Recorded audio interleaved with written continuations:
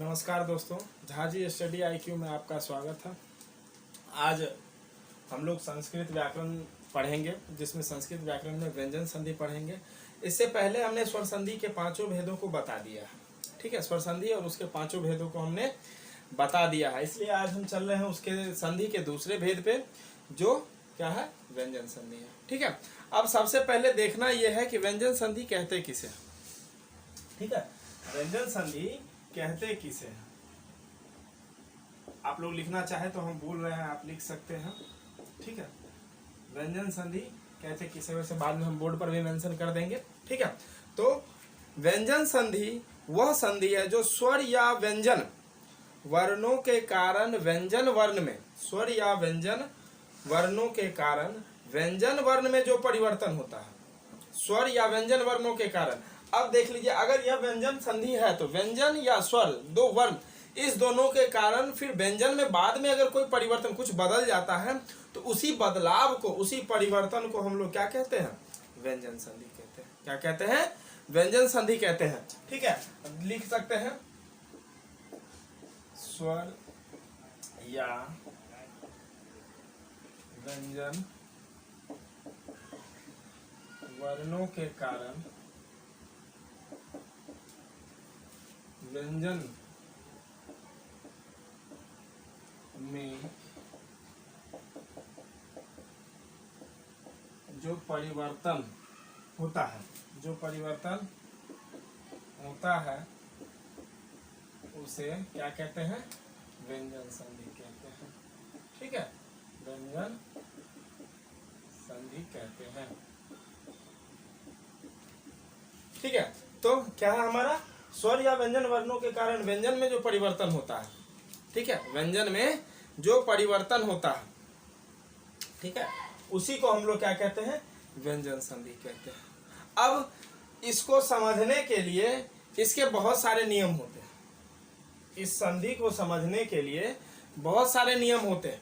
ठीक है, हम लोग उस नियम को पहले समझेंगे ताकि हमें इस व्यंजन संधि को समझने में कोई दिक्कत ना हो, कोई आसानी ना हो। ठीक है, तो हम लोग लिखते हैं, इसके निम्नलिखित नियम हैं। इसके नियम निम्नलिखित हैं। ठीक है, इसके वैसे नियम बहुत सारे हैं। ठीक है, लेकिन हमें जो जरूरी होता है, हमारे परीक्षा में, हमारे इम्तिहान में जो हमसे पूछा जाता है, हम उतना ही पढ़ते हैं। ठीक है, ठीक है ना। तो हम लोग अभी देखते हैं नियम।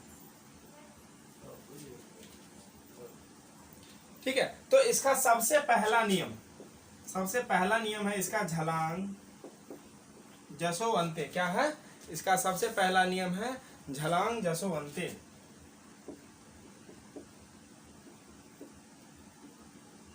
झलांग जसो अंते। ठीक है, नियम का नाम है।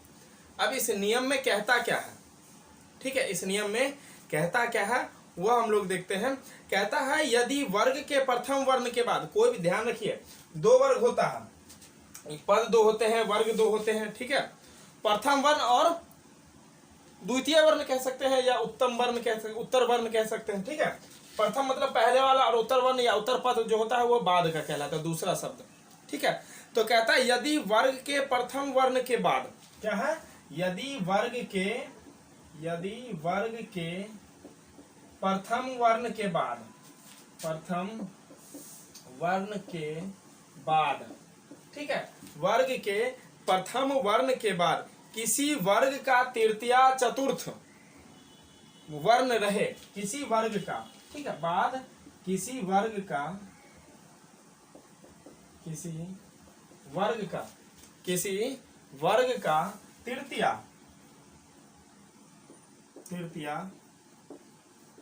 चतुर्थ वर्ण रहे। अब देखिए, प्रथम वर्ण के बाद किसी भी वर्ग का तृतीय चतुर्थ, दो, तीसरा वर्ण और चौथा वर्ण रहता है, या इसके अलावा, या य, र, ल, व, या य, र, ल रहे, वो नहीं, सॉरी, या य, र, ल रहे, और इसके अलावा अगर इस समय से भी नहीं कुछ है, या कोई स्वर रहे, या कोई स्वर रहे।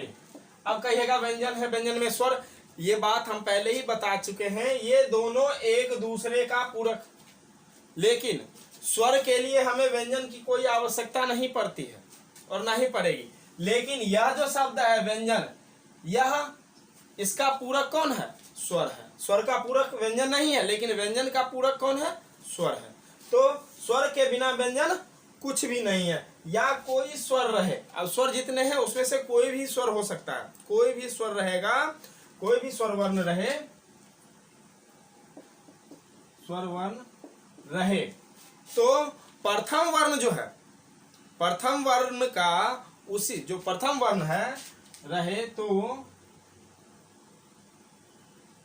रहे तब प्रथम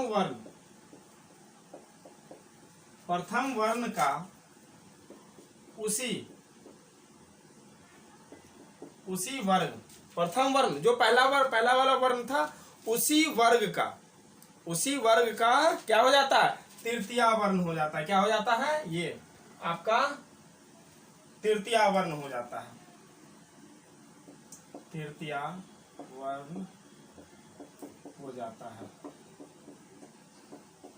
ठीक है, क्या हो जाता है?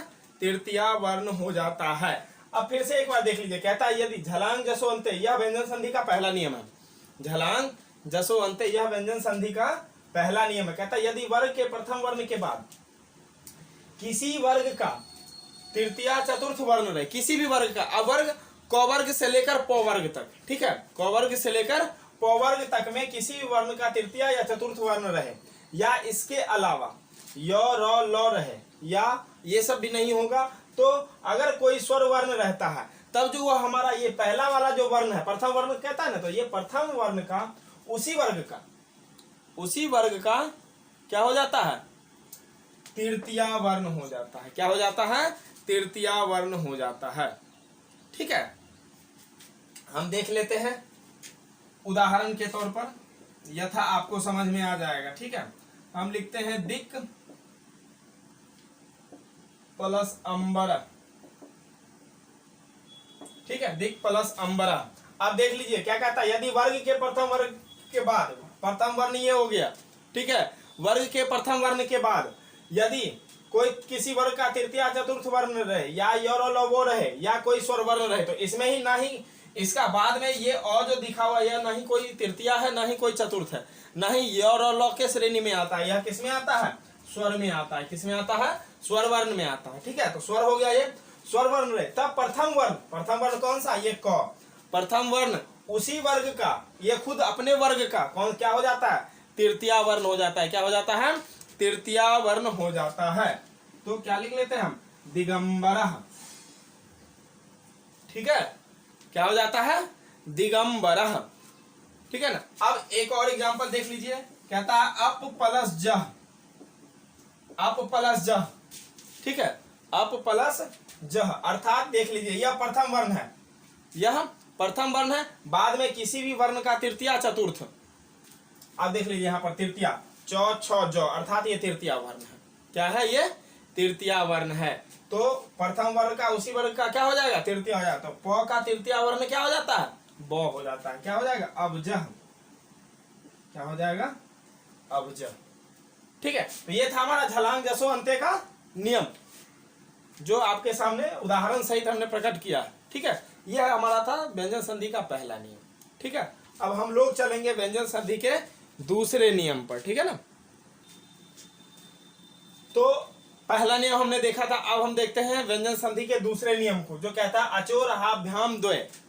अचोरहाभ्याम द्वय, जिसका हिंदी होता है, कहता है र या ह के बाद, ठीक है, र या ह का अर्थात प्रथम वर्ण में क्या होना चाहिए? र होना चाहिए या ह होना चाहिए। ठीक है, र या ह के बाद उष्म वर्ण को छोड़कर, अब उष्म वर्ण कौन कौन से आते हैं यह मैंने वर्ण में बता दिया है। ठीक है, वो आप लोग देख लीजिएगा। उष्म वर्णों को छोड़कर कोई अन्य व्यंजन वर्ण अगर होता है, तो यह हमारा नियम कहता है कि उस वर्ण का हम विकल्प से द्वित्व, अर्थात उसको दो बार लिखते हैं। विकल्प से क्या हो जाता है? द्वित्व हो जाता है। ठीक है, किसको छोड़कर? कौन से वर्णों को छोड़कर? उष्म वर्ण को छोड़कर, किसको छोड़कर? उष्म वर्ण को छोड़कर। व्यंजन वर्ण में ही आता है उष्म वर्ण, ठीक है, इस बात को ध्यान रखिएगा, व्यंजन वर्ण का ही भेद है उष्म वर्ण।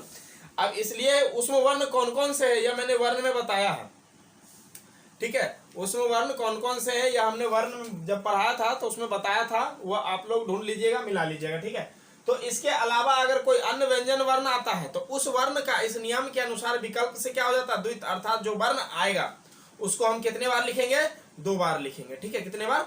2 बार लिखेंगे। तो उदाहरण के तौर पर हम देखते हैं यथा, अब देखिए कहता है कर्म, ठीक है, बस इतना ही शब्द है, यही शब्द है, ये कर्म है। अब देखिए कहता है र या हो के बाद, अब इस क को छोड़ दीजिए, कर्म कहते हैं तो क के बाद क्या आता है? र आता है। क्या आता है? र आता है। तो जब पहले र आता है तो उसके बाद क्या है? जो भी वर्ण आएगा अर्थात म, व्यंजन वर्ण है, ये उष्म वर्ण नहीं है, ये वर्ण है, व्यंजन वर्ण है, ठीक है, म।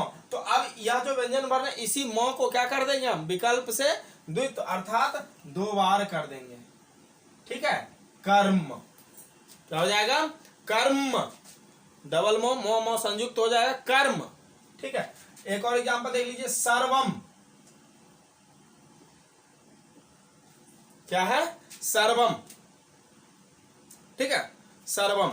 अब देख लीजिए ये सर्वम है, मो देख लीजिए, मो सबसे लास्ट में, अर्थात र के बाद दूसरा वर्ण कौन सा है? वो है। क्या है? वो है, ठीक है। तो इस वो को कितने बार लिख देंगे? 2 बार, सर्वम। यह मो एक ही बार रहेगा, सर्वम, ठीक है ना। तो ये था हमारा अचोरहाभ्याम द्वय। आप लोग समझ गए होंगे, अगर फिर भी ये समझने में दिक्कत है तो आप पूछ सकते हैं, ठीक है, हम इसको बताएंगे दोबारा से अगर दिक्कत हो तो ये था हमारा दूसरा नियम, ठीक है। अब इसका जो तीसरा नियम है, तीसरा जो नियम है वह है समःश्रुति।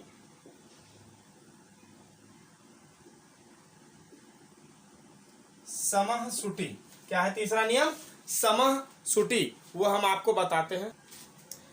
तो तीसरा नियम हमारा क्या था? समःश्रुति, ठीक है। तो इसके बारे में हम देखते हैं, यह हमारा क्या कहता है?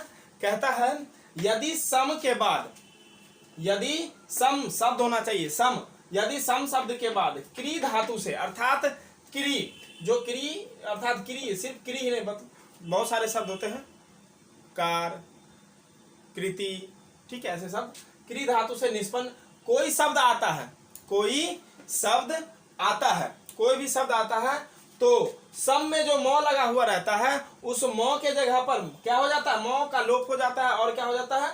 अनुस्वार हो जाता है। क्या हो जाता है? अनुस्वार हो जाता है।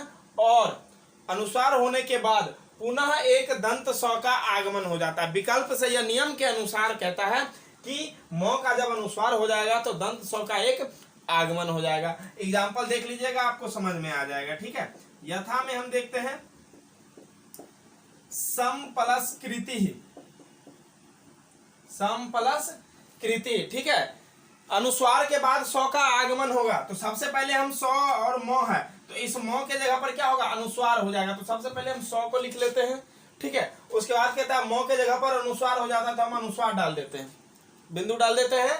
और उसके बाद कहता है कि सौ का आगमन हो जाता है, हम लिख लेते हैं, ठीक है। उसके बाद ये शब्द क्री धातु का से जो निष्पन्न शब्द है वो वैसा का वैसा ही रह जाएगा, ठीक है। क्या हो जाएगा? संस्कृति ही। क्या हो जाएगा? संस्कृति। या एक और देखते हैं तो लिखते हैं सम प्लस कारः, सम प्लस कारः, ठीक है, सम प्लस कारः। सौ को ऐसे ही लिख देते हैं, मौ के जगह पर अनुस्वार हो जाता है और पुनः एक दंत सौ का आगमन और कारः, अर्थात क्या हो जाएगा? ये संस्कारः। ये क्या हो जाएगा? ये संस्कारः, ठीक है। तो ये था समःश्रुति का नियम, अर्थात व्यंजन संधि का तीसरा नियम समःश्रुति, ठीक है। अब हम चलते हैं इसके चौथे नियम पर, ठीक है। तो देखिए व्यंजन संधि का चौथा नियम कहता है यरो अनुनासिके अनुनासिको वा। क्या कहता है? यरो अनुनासिके अनुनासिको वा, ठीक है। इसका मतलब होता है, कहता है यदि वर्ग के प्रथम वर्ण के बाद, क्या? यदि वर्ग के प्रथम वर्ण के बाद पंचम वर्ण आए तो, अर्थात पांचवा वर्ण, किसी भी वर्ग का सबसे लास्ट वाला वर्ण, अंतिम वर्ण, जिसको हम पंचम वर्ण भी कहते हैं, क्योंकि सबसे अंतिम वर्ण पंचम वर्ण ही होता है, इसलिए उसको हम अंतिम वर्ण पंचम वर्ण भी कहते हैं। पंचम वर्ण आए तो प्रथम वर्ण के स्थान पर, जो हमारा पहले वाला वर्ण था, प्रथम वर्ण के स्थान पर उसी वर्ग का, किसका, जो प्रथम वर्ण है, ठीक है, जो प्रथम वर्ण है, तो उसी वर्ग का क्या हो जाता है, या तो तृतीय वर्ण हो जाएगा या पंचम वर्ण हो जाएगा। क्या हो जाएगा, या तो तृतीय वर्ण हो जाएगा या उसके स्थान पर क्या हो जाएगा, पंचम वर्ण हो जाएगा। ठीक है, ये था हमारा नियम यरो अनुनासिके अनुनासिको वा। ठीक है, अब इसलिए कहता है क्योंकि इसके जो वर्ण निकलेंगे वह नाक के द्वारा, नासिका मतलब नाक होता है, ये बात ध्यान रखिएगा। ये कैसे, ये जब हमने वर्णों के उच्चारण स्थान को बताया था तो उसमें हमने इसका डिफाइन किया था। ठीक है, तो यरो अनुनासिक है अनुनासिको वा, यदि वर्ग के प्रथम वर्ण के बाद पंचम वर्ण आए तो प्रथम वर्ण के स्थान पर उसी वर्ग का तृतीय या पंचम वर्ण हो जाता है, तृतीय या पंचम वर्ण हो जाता है। अब उदाहरण के तौर पर देख लेते हैं हम,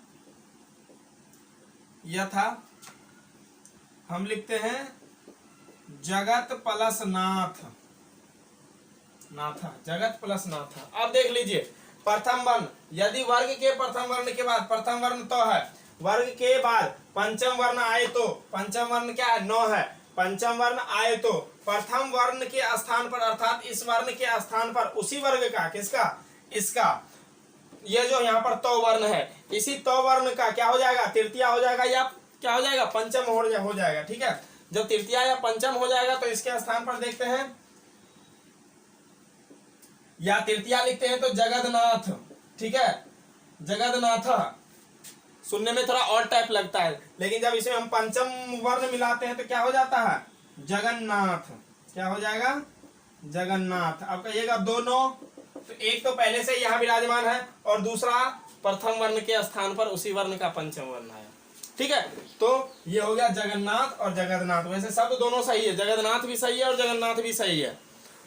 हमारे परीक्षा में अगर दोनों ऑप्शन देता है, जगन्नाथ भी रहता है और जगन्नाथ भी रहता है, तो हम जगन्नाथ को 10% रखते हैं और 90% रखते हैं हम किसको, जगन्नाथ को, क्योंकि बोलने में भी लगता है जगन्नाथ, जगन्नाथ कोई नहीं कहता है, जगन्नाथ कहता है। शब्द वैसे दोनों सही है। ठीक है ना, तो ये था हमारा चौथा नियम, यरो अनुनासिक अनुनासिकों का, आप लोग समझ गए होंगे। अब हम लोग चलते हैं इसके 5वें नियम पर। ठीक है, तो व्यंजन संधि का 4 नियम देखा हमने। अब व्यंजन संधि का 5वां नियम है वा पदांतस्य। क्या है, वा पदांतस्य। आप देख सकते हैं यहाँ पर बोर्ड पर क्या लिखा हुआ है, हम आपको पढ़ के सुना देते। कहता है यदि म के बाद कोई स्पर्श वर्ण आए तो, म के बाद कोई स्पर्श वर्ण आए तो म के स्थान पर क्या हो जाता है, अनुस्वार हो जाता है। म के स्थान पर क्या हो जाएगा, अनुस्वार हो जाएगा। ये बात हमेशा ध्यान रखिएगा। म जहां जहां रहेगा व्यंजन संधि में, म जहां जहां पर रहेगा, भले बाद में उसके जगह पर कुछ और हो जाए, लेकिन म का हमेशा से ही अनुस्वार हो जाता है हर जगह पर। ठीक है, तो म के बाद कोई स्पर्श वर्ण आए तो म के स्थान पर अनुस्वार हो जाता है, या बाद वाले वर्ण का क्या हो जाता है, पंचम वर्ण हो जाता है, या बाद वाले वर्ण का क्या हो जाएगा, 5वां वर्ण। जो पहला वर्ण है उसको छोड़कर जो 5वां वर्ण बाद वाला वर्ण है उसके स्थान पर क्या हो जाएगा, पंचम वर्ण हो जाएगा। क्या हो जाएगा, पंचम वर्ण हो जाएगा। ठीक है, अब उदाहरण के तौर पर देख लीजिए, समझ में आ जाएगा।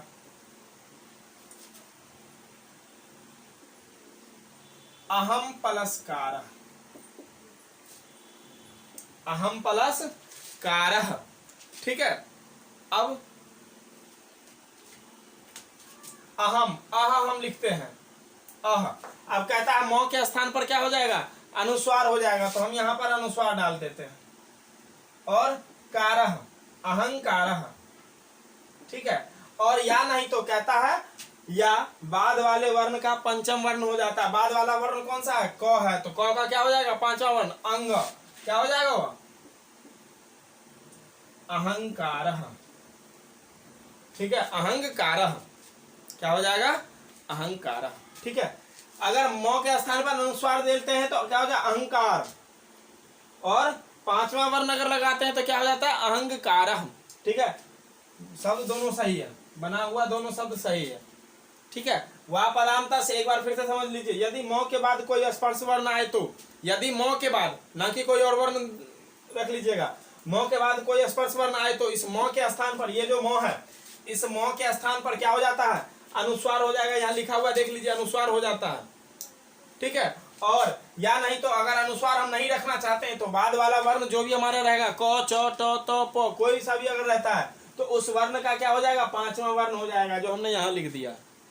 उस वर्ण का क्या हो जाएगा, पांचवा वर्ण हो जाएगा। ध्यान रखिएगा, पांचवा वर्ण हो जाएगा। ठीक है, तो ये था हमारा पांचवा नियम, व्यंजन संधि का पांचवा नियम। ठीक है, अब हम लोग चलते हैं व्यंजन संधि के छठे नियम पर। तो हम लोग देखते हैं छठा नियम क्या है। कहता है झयो हो अंतरस्याम। झयो पढ़ना देख लीजिए, पढ़ते कैसे हैं, झयो हो अंतरस्याम। क्या है, झयो हो अंतरस्याम। अब इसका मतलब क्या होता है देख लीजिए। कहता है यदि वर्ग के प्रथम वर्ण के बाद, यदि वर्ग के प्रथम वर्ण के बाद, हम देखिए लिखते हैं तब आपको समझ में आ जाएगा, साथ साथ बताते चलते हैं। यदि वर्ग के प्रथम वर्ण के बाद क्या आए, ह आए तो, ह आए तो, ठीक है, ह लिखा हुआ, ह आए तो पूर्व वर्ण जो है, पूर्व वर्ण के वर्ग का क्या हो जाएगा, चतुर्थ वर्ण हो जाएगा। ठीक है, पूर्व वर्ण के वर्ग का चतुर्थ हो जाएगा। ठीक है, चतुर्थ वर्ण हो जाएगा। क्या हो जाएगा, चतुर्थ वर्ण हो जाएगा। और पूर्व वर्ग जो है हमारा, जो पूर्व वर्ग है ये तो, वह किस में बदल जाएगा, तृतीया में बदल जाएगा। अर्थात समझ लीजिए इस ह के स्थान पर हम इस वर्ग का चतुर्थ लिखेंगे और यह जो है पूर्व वर्ग उसका हम तृतीया कर देंगे। ठीक है, ह के स्थान पर, ह के स्थान, यह जो हमारा ह है इसके स्थान पर हम जो पहले वाला वर्ण है उसका चतुर्थ वर्ण हो जाएगा। और यह जो हमारा पूर्व वर्ण है यह ऑटोमेटिकली तृतीय रूप में बदल जाएगा, इसका तृतीय वर्ण में आ जाएगा। ठीक है, तो हमने यहाँ पर लिखा है उत प्लस हार, उत प्लस हार, हम उ को सेम लिख लेते हैं। ठीक है, और हमारा क्या कहता है, बाद में ह आए तो इस ह के जगह पर पूर्व वर्ग का चतुर्थ हो जाएगा। पूर्व वर्ण क्या है, तो। ठीक है, तो इसका चतुर्थ क्या हो जाएगा, ध। ठीक है, और बाद में क्या कहता है, यह पूर्व वर्ण जो है वह तृतीय रूप में बदल जाएगा। पूर्व वर्ण जो है वह किस में बदल जाएगा, तृतीया में बदल जाएगा। ठीक है, अब कहिए ये आकर, अब ये ध देख लीजिए, बाद में ह है तो हम पहले ही कहा ह आता है तो ह के स्थान पर पूर्व वर्ग का चतुर्थ हो जाता है। तो पूर्व वर्ण तो है तो उसका चतुर्थ वर्ण क्या हो जाएगा, ध होगा। उसके बाद जो पूर्व वर्ण है तो, उसका तृतीया हो जाता है, तो का तृतीया क्या होता है, द। ठीक है, तो क्या हो जाएगा ये, उद्धार। क्या हो जाएगा, उद्धार। ठीक है, ये था हमारा छठा नियम। अगर कहिए एक और एग्जाम्पल के साथ हम इसको आपको बता देते हैं। ठीक है, तत् प्लस हिता, तत् प्लस हिता। ठीक है ना, तत् प्लस हिता, ध्यान रखिएगा, तत् है तो एक तो हम लिख लेते हैं, दूसरा तो इसके स्थान पर हमेशा तृतीया होगा, इस नियम के अनुसार तृतीया होगा। तो चतुर्थ कहां से होगा, ह के जगह पर होगा, ह के जगह पर होगा। ठीक है, हम लिख लेते हैं इसके स्थान पर तृतीया द। अब चतुर्थ किसके स्थान पर होगा, ह के स्थान पर, तो चतुर्थ यहां लिख लेते हैं ध। अब ह में हर्षिकार लगा हुआ तो इसमें भी हम हर्षिकार लगाएंगे, बाद में तो है तद्धित, तद्धिता। ठीक है, समझ में आ गया। ये था हमारा इसका छठा नियम, व्यंजन संधि का छठा नियम था हमारा। ठीक है, अब इसी के साथ इसके वैसे और भी बहुत सारे नियम हैं। ठीक है, लेकिन और नियम को हम अपने दूसरी क्लास में इसको बताएंगे। ठीक है, क्योंकि ये टॉपिक थोड़ा डिफिकल्ट भी है आपको समझने में, एक साथ ज़्यादा सम बताएंगे तो आपके सर से भी बाउंस होने लगेगा। ठीक है, इसलिए इतना ही पढ़ते हैं जितना समझ में आ जाए। तो इसी के साथ हम आज का क्लास खत्म करते हैं। अगर इसमें समझने में कोई दिक्कत आता है तो आप निश्चित ही हमारे कमेंट बॉक्स में कमेंट करके पूछ सकते हैं। धन्यवाद।